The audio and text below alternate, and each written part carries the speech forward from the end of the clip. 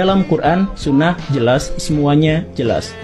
Kalau misalkan ada perdebatan, kembali ke Quran dan Sunnah. Teksnya aja baca. Insya Allah nggak akan terjadi apa-apa. Tapi yang terjadi sekarang adalah jangan baca teks Quran tanpa guru, nanti kamu tersesat, dan lain sebagainya. Jadi maksud dari teks itu adalah berarti kamu harus ikut pada tafsiran dari ulama ini, kelompok anu, dan sebagainya. Akhirnya ikut dan sebagainya. Nah, ketika manusia dianggap tidak mampu untuk menafsirkan teks-teks secara mandiri, maka biasanya masyarakat itu akan terjebak pada kegelapan. Bismillahirrahmanirrahim. Ada salah seorang YouTuber yang bernama Guru Gembul. Dia mengatakan bahwasanya seorang itu boleh menafsir Al-Quran secara logikanya semata. Gampangannya, ketika seseorang itu tidak mengetahui ayat Al-Quran yang dia baca, maka dia boleh menafsiri Al-Quran, mengartikan ayat Al-Quran tersebut sesuai apa yang ia pahami. Sekarang coba renungkan dengan baik dan benar. Setiap orang pasti memiliki yang namanya ilmu. Dan ilmu setiap orang pastinya berbeda-beda. Adapun Al-Quran, ia diturunkan oleh Allah Subhanahu wa taala untuk membimbing, untuk membina umat manusia, umat Islam kepada jalan yang benar, dari zaman yang gelap menuju zaman yang terang benderang.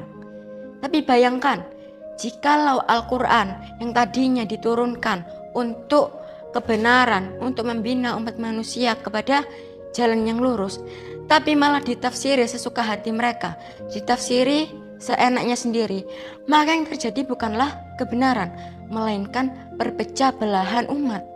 Dikarenakan apa?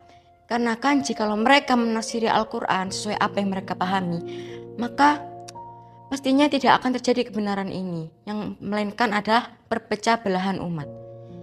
Hal ini terjadi dikarenakan sempitnya pemikiran mereka, apalagi mereka-mereka yang tidak paham agama.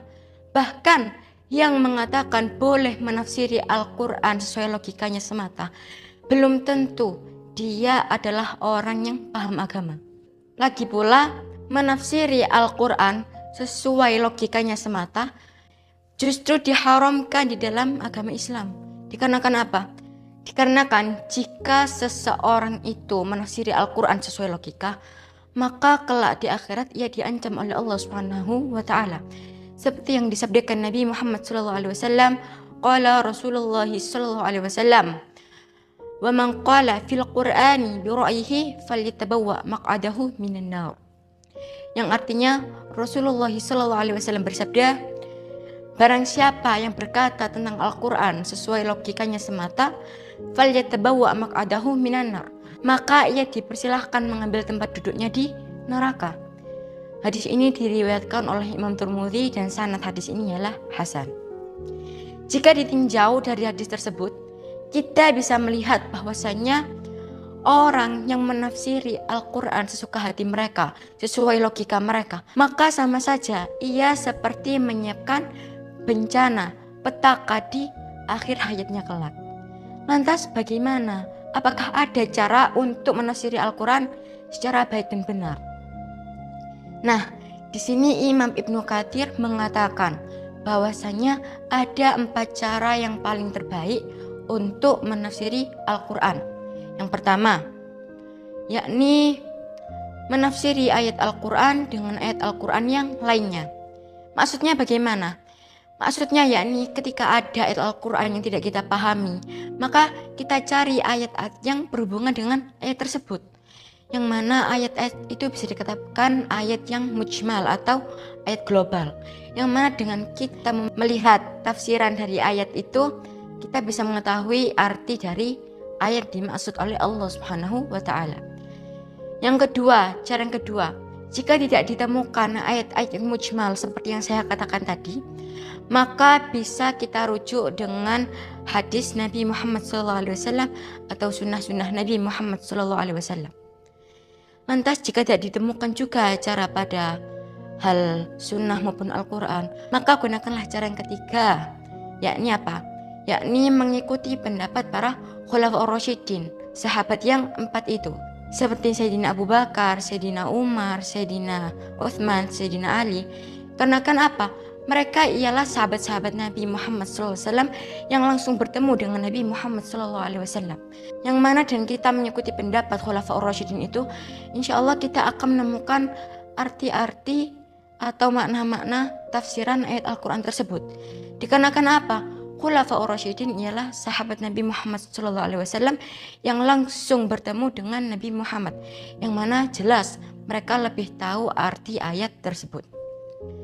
Jikalau tidak ditemukan pula pada Khulafaur Rasyidin pendapat-pendapat sahabat-sahabat Nabi Muhammad, maka cara yang terakhir yakni mengikuti pendapat para tabi'in seperti Sayyidina Hasan al-Basri, seperti Sayyidina Ikrimah dan lain sebagainya. Mereka adalah ulama-ulama, muridnya para sahabat Nabi Muhammad SAW.